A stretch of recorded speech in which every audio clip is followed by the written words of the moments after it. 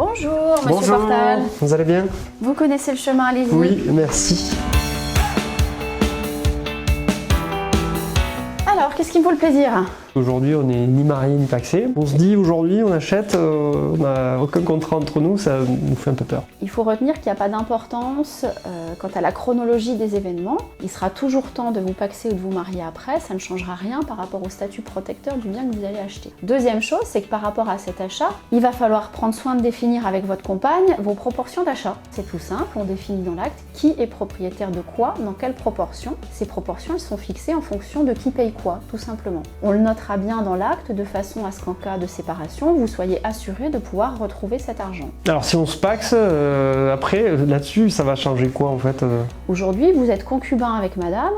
Clairement, si vous venez à décéder, votre pourcentage de la maison va aller directement à vos héritiers. Vos héritiers, qui est-ce? C'est vos enfants si vous en avez, ou vos pères et mères si vous n'avez pas d'enfants. On se retrouverait à ce moment-là dans une indivision avec des héritiers qui peuvent demander leur part. Acheter en indivision, ça veut dire quoi exactement?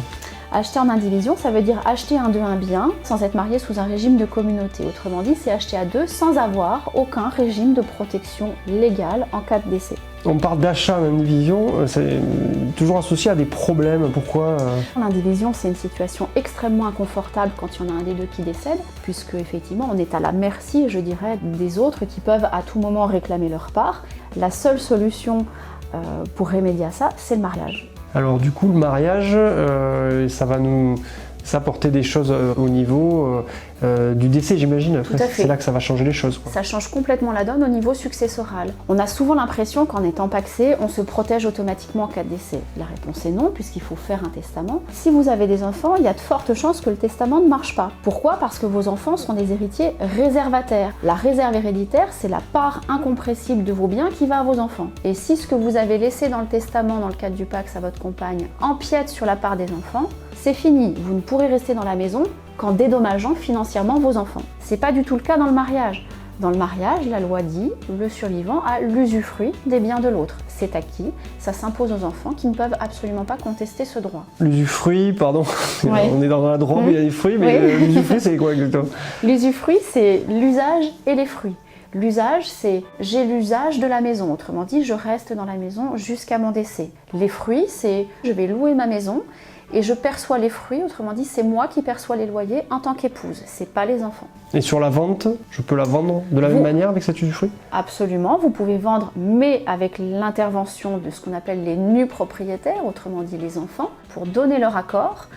Et le jour où la vente se fait, il y a un partage de la part du prix du défunt entre l'usufruitier, autrement dit le conjoint qui va percevoir un certain pourcentage, et les enfants qui vont percevoir le reste. Et j'avais une dernière question sur une société, parce qu'on nous a parlé de créer une société pour acheter. C'est quoi exactement? Oui, société, vous voulez dire SCI, Société Civile Voilà, c'est Immobilière, ça, je pense que exactement. c'est ça.